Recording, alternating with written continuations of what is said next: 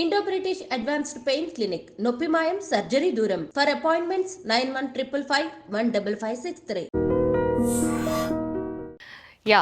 తెలంగాణ రైతులు తెలంగాణ రాష్ట్ర వ్యాప్తంగా అందరు కూడా ఇప్పుడు ఎదురు చూస్తున్నది ఏదైనా ఉంది అని అంటే రైతు భరోసా ఎవరికి రాబోతోంది, రైతు భరోసా పైసలు ఎప్పుడు వస్తాయి, సంక్రాంతి అంటున్నారు, సంక్రాంతి తర్వాత అంటున్నారు. ఇట్లా పోస్ట్పోన్ చేసుకుంటూ పోతారా లేదంటే నిజంగానే సంక్రాంతికి ఇవ్వబోతున్నారా? ఎందుకంటే సంక్రాంతి తర్వాతనే స్థానిక సంస్థల ఎన్నికలు ఉంటాయని చెప్తున్నారు కాబట్టి ఖచ్చితంగా ఏదో ఒక డిసిషన్ అవుతుంది. సంక్రాంతి తర్వాతనే ఇస్తామని మంత్రులందరూ మాట్లాడుతున్నారు. ఏ మంత్రిని అడిగినా కూడా అదే చెప్తున్నారు. ముఖ్యమంత్రితో సహా అందరు కూడా అదే చెప్తున్నారు. సంక్రాంతి తర్వాత మేమైతే రైతు భరోసా ఇవ్వబోతున్నాం. కానీ ఇప్పుడు చర్చ ఏంటంటే రైతు భరోసా ఇద్దామనుకుంటున్నారు. సరే, రైతు భరోసా ఎవరికి వస్తుంది మరి? గతంలో అంటే రైతు బంధు అన్ని రాళ్లకు రప్పలకు ఇట్లా ఏదేదో వాటికి ఇచ్చిర్రు, అసలు అనవసరమైన ఖర్చు పెట్టిర్రు. అదంతా కూడా ఒక 21,000 కోట్ల రూపాయలు దండుగా అయిపోయింది అన్నారు. చాలా బాగుంది. నిజంగానే ఎవరికైతే అవసరం ఉంటుందో వాళ్ళకే ఇవ్వాలి రైతు భరోసా. అదే అందరు కూడా గతంలో కూడా అదే మాట్లాడినరు. అసలు ఎందుకు పైసలు ఉన్నోళ్ళకి ఎందుకు, 100 ఎకరాలు ఉన్నోళ్ళు ఎందుకు అని మాట్లాడినరు. కరెక్టే, అది అందరూ ఒప్పుకున్నారు. నిజంగా చిన్న రైతులు ఎవరైతే 5 నుంచి 10 ఎకరాల లోపు వాళ్ళు ఎవరైతే ఉంటారో రైతులు వాళ్ళకి ఇవ్వాలి, వాళ్ళని ఆదుకోవాలి. నిజంగా పెట్టుబడి వాళ్ళకే అవసరమవుతుంది, వాళ్ళే పంటలు పండిస్తారు. ఈ చర్చ పెద్ద ఎత్తున నడిచింది. అయితే రైతు బంధు రైతు భరోసా, రైతు బంధు ఏమో అందరికి ఇచ్చిండ్రు. అంటే రైతు అనేటోళ్ళు ఎవరైతే ఉన్నారో వాళ్ళందరికీ ఇచ్చుకుంటా పోయింది అప్పుడు బీఆర్ఎస్ సర్కార్. ఇప్పుడేమో రైతు భరోసా ఎవరైతే రైతులు నిజంగా పంటలు పండిస్తున్నారో వాళ్ళకే ఇస్తామని కాంగ్రెస్ సర్కార్ చెప్పింది. అందుకే ఒక సీరియస్ కసరత్తు అయితే చేస్తుంది. మరి కసరత్తులో భాగంగా నిన్న మంత్రివర్గ ఉపసంఘం కూడా దీని మీద వేసిర్రు. భట్టి విక్రమార్క ఆధ్వర్యంలో నిన్న కొన్ని గంటల పాటు మంత్రులందరూ, ఈ ఉపసంఘంలో ఉన్నటువంటి మంత్రులందరూ ఒక చర్చనైతే జరిపిండ్రు. చర్చలు జరిపిన తర్వాత చాలా క్వశ్చన్స్ అయితే రైజ్ అయినాయి. అవేంటో ఒక్కసారి చూసే ప్రయత్నం చేద్దాం. కొండలు గుట్టలు రాళ్ళు రప్పలున్న భూములను వదిలేసి సాగు చేస్తున్న భూములకే రైతు భరోసా ఇద్దామా? ఆదాయ పన్ను చెల్లింపుదారుల్లో ఏ వర్గాలను మినహాయించాలి? ఎవరికి ఇవ్వాలి? సింగరేణి ఉద్యోగులకు 4వ తరగతి ఉద్యోగులకు ఇవ్వొచ్చా? ఇవ్వకపోతే ఎలాంటి పరిణామాలు ఎదురవుతాయి?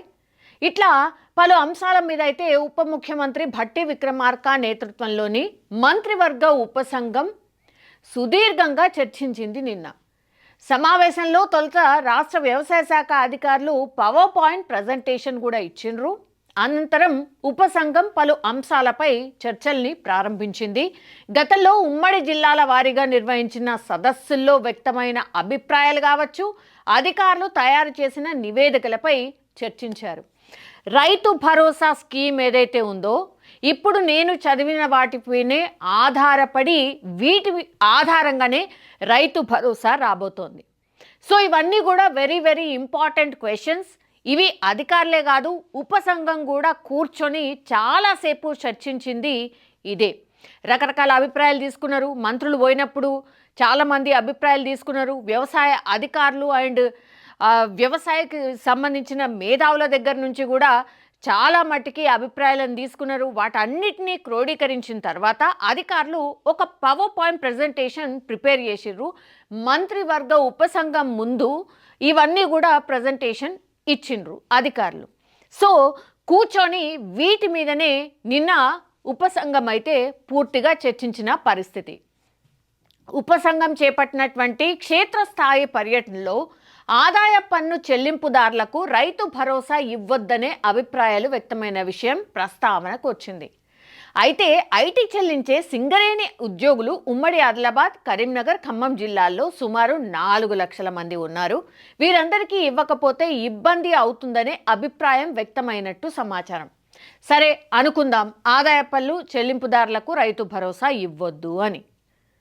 ఆదాయ పన్ను చెల్లింపుదారులు అంటే ఇప్పుడు మినిమం అయిపోయింది. చాలా మటుకి ఈ చెల్లింపుదారులు ఎవరైతే ఆదాయ పన్నుకి సంబంధించిన చెల్లింపు ఎవరైతే చేస్తారో వాళ్ళు కూడా అంటే మినిమం 25,000 దగ్గర నుంచి స్టార్ట్ అయితే శాలరీ వాళ్ళందరూ కూడా ఆదాయ పన్నుకి సంబంధించిన దాంట్లోకే వస్తారు.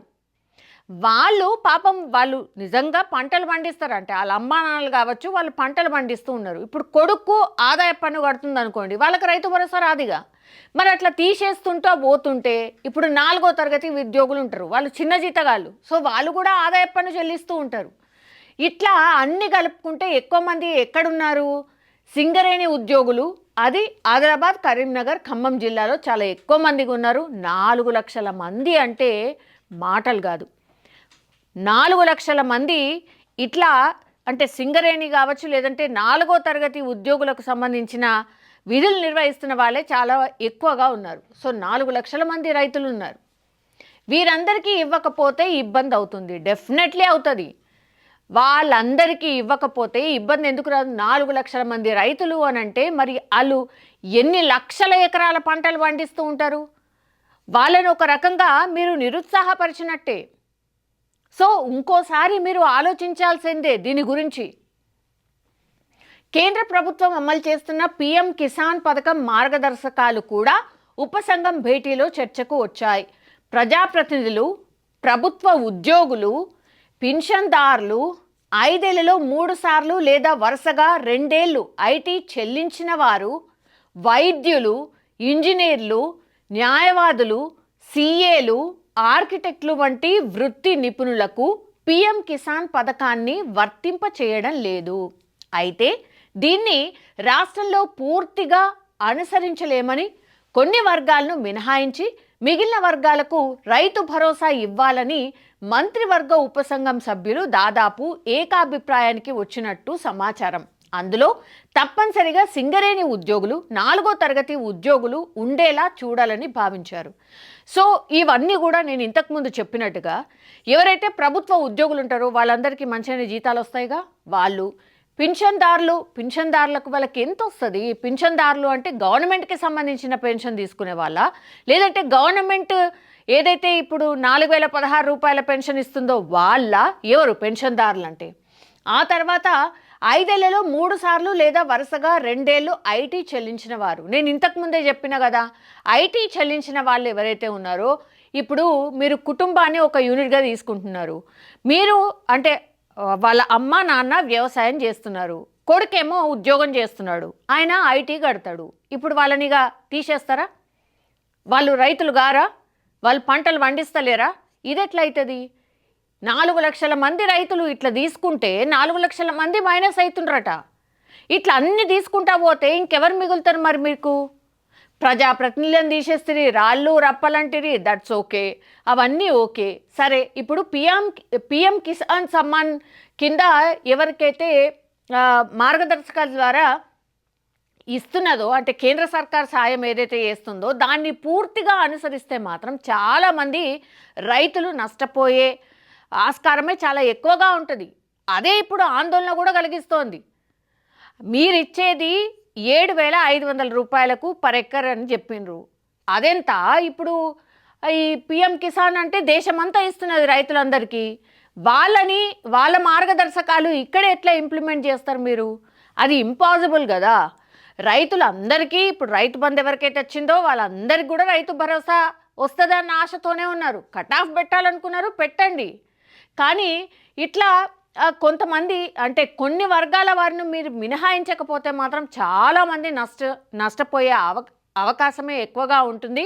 అండ్ మిమ్మల్ని క్వశ్చన్ కూడా చేస్తారు. ఊర్లకి మీరు పోతే, మంత్రులు కానీ ఎమ్మెల్యేలు కానీ మీరు పోతే డెఫినెట్లీ నిరసన వ్యక్తం చేస్తారు అండ్ క్వశ్చన్ కూడా చేస్తారు. ఇది గ్యారంటీ కాబోతోంది.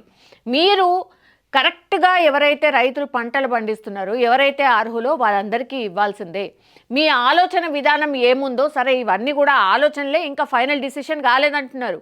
ఓకే ఫైన్, కానీ డిసిషన్ తీసుకునే ముందు మాత్రం ఒక 10 సార్లు ఇంకా ఎవరితోనైనా ఈ మార్గదర్శకాలు రూపొందించిన తర్వాత ఇంకా కొంతమందికి అడగండి, మేధావులకు అడగండి, మేము ఇట్లా మార్గదర్శకాలు రూపొందించినాం, మరి ఇవి కరెక్ట్గానే ఉంటాయా?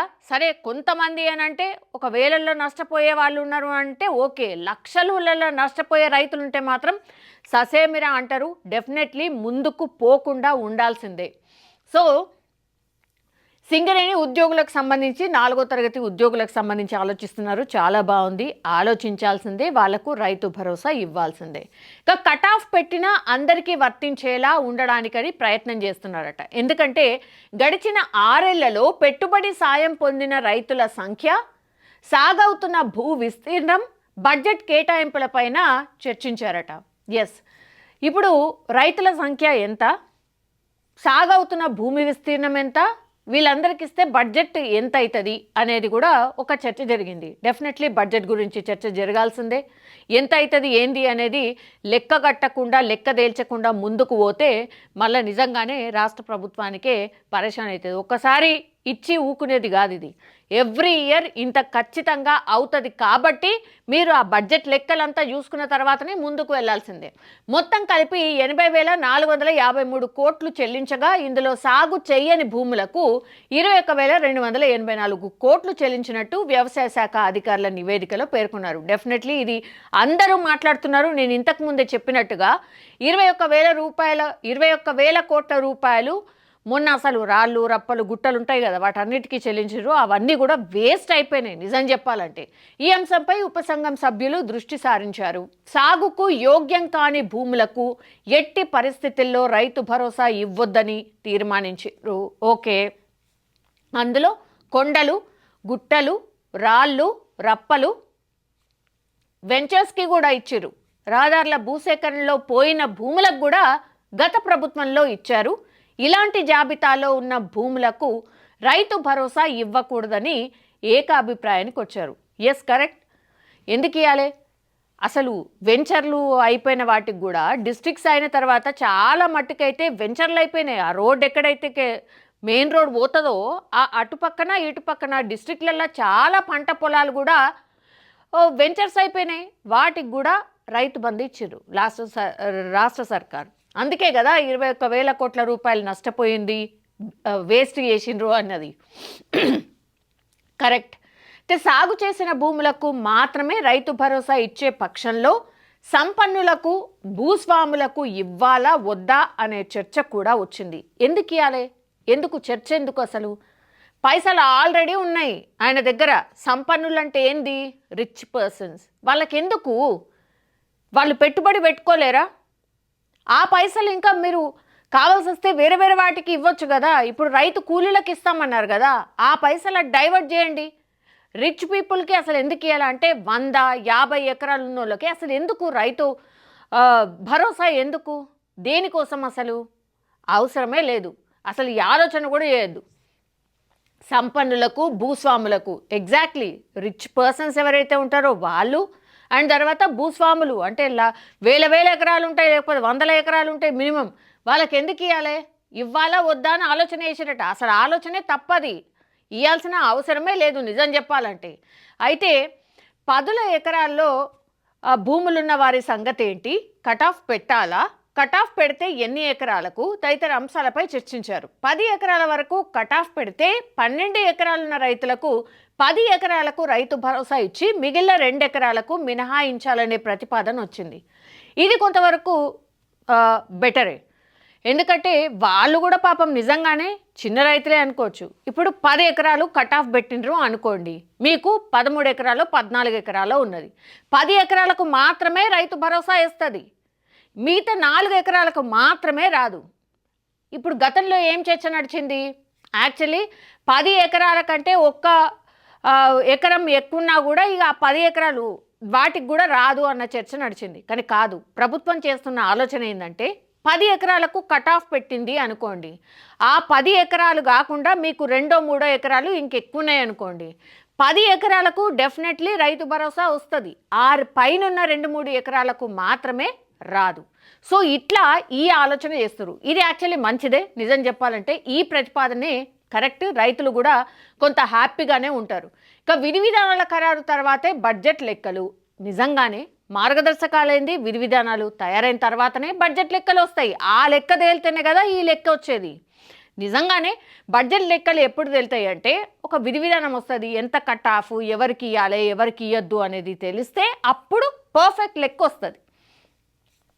వ్యవసాయ శాఖ అధికారులు స్లాబుల వారీగా రూపొందించిన నివేదికపై ప్రజెంటేషన్ ఇచ్చారు. 5, 6, 7.5, 10 ఎకరాల వారీగా కటాఫ్ నిర్ణయించి ఒక్కోదానికి ఎంత బడ్జెట్ అవుతుంది అనే గణాంకాలు వెల్లడించారు. గత ప్రభుత్వ హయాంలో సుమారు 70 లక్షల మంది రైతులకు రైతు బంధు ఇచ్చారు. ఇందులో 20 లక్షల మందిని తొలగిస్తే ఎలా ఉంటుంది అంటే 70 లక్షల మంది గతంలో ఇచ్చారు రైతులకు, అందులో 20 లక్షలు పోతే ఏమవుతుంది? 50 లక్షలే మిగిలి ఉంటుంది. సో ఎంత బడ్జెట్ తగ్గుతుంది అన్న వివరాలను వ్యవసాయ శాఖ అధికారులు ఉపసంఘం ముందు తెలియజేశారు. అంటే నాకు అర్థం కాలేదు. 70 లక్షల మంది గతంలో ఉండే అందరికి ఇచ్చారు, ఇప్పుడు 20 లక్షల అంటే ఎవరైతే రైతులు సోకాల్డ్ రైతులు అనుకున్నాం అంటే గుట్టలు రాళ్ళు రప్పలు ప్రజాప్రతినిధులు అవన్నీ తొలగిస్తే ఇప్పుడు వాళ్ళందరూ కలిపి ఒక 20 లక్షలు ఉన్నారా? ఇప్పుడు 50 లక్షలు ఏ ప్రామాణికంగా తీసుకున్నారు? 50 లక్షల మంది రైతులే ఉన్నారు అని ఎట్లా లెక్క తేల్చిండ్రు? వాళ్ళందరినీ తీసేస్తానా? ఇది క్లారిటీ ఇవ్వాల్సిందే. సో దీనిపై రాష్ట్ర మంత్రివర్గ సమావేశంలో చర్చించి తుది నిర్ణయం తీసుకుందామని మంత్రివర్గ ఉపసంఘం భావించింది. విధి విధానాలు పూర్తిగా ఖరారైన తర్వాతే బడ్జెట్ లెక్కలు తేలబోతున్నాయి. కాగా మంత్రివర్గ ఉపసంఘం మరికొన్నిసార్లు సమావేశం కావాలని కూడా నిర్ణయించింది. రైతులకు సంబంధించిన అంశం కావడం, ప్రతిపక్షాలు అవకాశం దొరికితే విమర్శలు గుప్పించేందుకు సిద్ధంగా ఉన్న నేపథ్యంలో ఆచితూచి నిర్ణయాలు తీసుకోవాలని చర్చించినట్టు తెలిసింది. మరిన్ని భేటీలు నిర్వహించి సమగ్రంగా చర్చించిన తర్వాతే ప్రతిపాదనలు సిఫార్సు చేయాలని ఉపసంఘం సభ్యులు నిర్ణయించారు. నాకు ఒకటి అర్థం కాని విషయం ఏంటంటే, ఇంకెన్నిసార్లు సమావేశం నిర్వహిస్తారు సార్? ఇప్పుడు మీరు సంక్రాంతి నుంచే అన్నారు, కరెక్ట్ ఇంకా 15 రోజులే ఉన్నది. ఎప్పుడు కలుస్తారు? ఇంకా మీరు ఎప్పుడు కలిసి ఎప్పుడు మంత్రివర్గం ఆమోదించి ఈ లెక్క అంతా ఎప్పుడు తేల్చి బడ్జెట్ లెక్కలు ఎప్పుడు తేలుతాయి, మార్గదర్శకాలు ఏంది అనేది ఎప్పుడు తెలుస్తుంది? అవన్నీ చేసేసరికి మీ భేటీలు ఎప్పుడు, తర్వాత మీరు తేల్చేది ఎప్పుడు, వాళ్ళకి ఇచ్చేది ఎప్పుడు? అంటే సంక్రాంతికి కూడా ఈసారి ఇక రైతు భరోసా లేనట్టేనా? ఒకవేళ లేకపోతే మాత్రం నిజంగానే ఊర్లలో తిరిగే పరిస్థితి అయితే డెఫినెట్లీ ఉండదు. ఎందుకంటే రైతులు సంక్రాంతి సంక్రాంతి సంక్రాంతి అన్నారు కాబట్టి సంక్రాంతి కోసం నిజంగా 1000 కళ్ళతో ఎదురు చూస్తున్నారు ఎవరికి వస్తాయి ఏంది అనేది. మొన్న రుణమాఫీలో కూడా ఎట్లయితే జరిగిందో సేమ్ అట్లా కాకుండా నిజంగా చూసుకోండి. నిజంగా మార్గదర్శకాలు ఖచ్చితంగా ఏవైతే రూపొందించారో వాటిని స్పష్టంగా చెప్పండి, ఒక అవగాహన కల్పించండి ఎవరికి ఇవ్వలేదు ఎవరికి ఇచ్చిండ్రు అని. టెక్నికల్ ప్రాబ్లమ్సా, ఇంకే ఇష్యూ అవి చెప్తే వినే పరిస్థితుల్లో నిజంగా రైతులు లేరు. ఎందుకంటే వాళ్ళు మొన్ననే యాక్చువల్లీ ఎదురు చూసిండ్రు, ఒకటి ఆల్రెడీ ల్యాప్స్ అయిపోయింది. మీరు సంవత్సరం అయింది, మీరు ఇచ్చింది ఒకటేసారి 2 సార్లు ఇవ్వాలి, ఒకేసారి ఇచ్చిండ్రు. రైతులైతే ఎదురు చూస్తున్నారు, ఇంకా లెక్కదేలాలే వాళ్ళందరినీ తీసేయాలన్నారు కాబట్టి ఇప్పటి వరకు నిమ్మలంగా ఉన్నారు. మీరు ఒకవేళ లెక్క తేలకపోయినా, అందులో లెక్కల తేడా చూపెట్టినా, కటాఫ్ని కరెక్ట్గా ప్రాపర్గా చేయకపోయినా, టెక్నికల్ ఇష్యూస్ లేకుండా అన్ని ప్రాపర్గా చూసి ఇప్పుడు వ్యవసాయ అధికారులు గ్రౌండ్ లెవెల్కు వెళ్ళి ఎవరు సాగు చేస్తున్నారు ఎవరు సాగు చేయట్లేదు అని లెక్క తెలుస్తున్నారు. Correct, okay, perfect. శాటిలైట్ ద్వారా దాని ద్వారా కూడా సాగు ఎవరు చేస్తున్నారో వాళ్ళకే ఇస్తామంటున్నారు. ఇవి 2 కూడా మ్యాచ్ అయ్యేలాగా చూసుకోండి. మీరు ఇంకోసారి భేటీ అవుతారా, ఇంకా 2 సార్లు అవుతారా, 3 సార్లు అవుతారా తెలియదు. కానీ తొందరగా అంటే ఒక వారం రోజులలో మీ భేటీలన్నీ అయిపోతే సంక్రాంతి వరకు ఈ రైతు భరోసా వచ్చే అవకాశం ఉంటుంది. లేదు తాత్సారం చేసుకుంటా ఇంకా కొన్ని రోజులు పడుతుంది, మాకు ఈ ప్రాబ్లం వచ్చింది ఆ ప్రాబ్లం వచ్చింది అంటే మాత్రం నిజంగానే వినే పరిస్థితిలో రైతులైతే లేరు. ఇది గుర్తుంచుకొని మరి ఇంకా కొంచెం వ్యవస్థని పటిష్టం చేసుకొని ఇంకా మ్యాన్ పవర్ని ఇంక్రీజ్ చేసుకొని ఇది పకడ్బందీగా ఆన్ టైం చేసేలాగా ప్రయత్నం చేస్తేనే ఏమన్నా మంత్రులు కానీ లేదంటే ఎమ్మెల్యేలు కానీ ఊర్లో తిరిగే పరిస్థితి అయితే ఉంది. లేదంటే మాత్రం నిజంగానే చాలా చాలా నష్టపోతోంది కాంగ్రెస్ పార్టీ. ఆల్రెడీ కొంతమేర ఈ రైతులైతే కొంత ఇబ్బందుల్లో ఉన్నారు కాబట్టి రైతులు చాలా ఆశగా ఎదురు చూస్తున్నారు రైతు భరోసా ఎప్పుడు వస్తుందా అని. సో రైతు భరోసాకు మాత్రం ఒక క్లియర్గా మార్గదర్శకాలు ఏంటి కట్ ఆఫ్, ఎంత ప్రాపర్గా లెక్కలు చెప్పబోతున్నారు, సాగు చేసే భూములకు ఖచ్చితంగా ఎంతవరకు ఇస్తున్నారు అనేది మాత్రం రైతులందరూ ఎదురు చూస్తున్న పరిస్థితి అయితే కనిపిస్తోంది. చూడాలి మరి, ఆశిద్దాం. ఈసారి డెఫినెట్లీ సంక్రాంతి లోపే ఇవన్నీ కూడా అయిపోయి సంక్రాంతికి రైతు భరోసా రైతులకు వచ్చేలాగా నిజంగా అందరూ కూడా కోరుకోవాల్సిందే.